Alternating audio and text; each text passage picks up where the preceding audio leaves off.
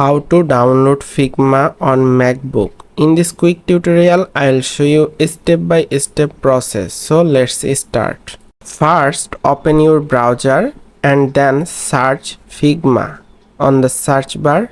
Now click on Downloads. This is the official Figma website.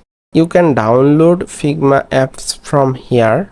Now click the download for macOS button. The installer will start downloading. When it finishes downloading, open the figma.dmg file from your downloads folder. Drag the Figma icon into your applications folder to install it.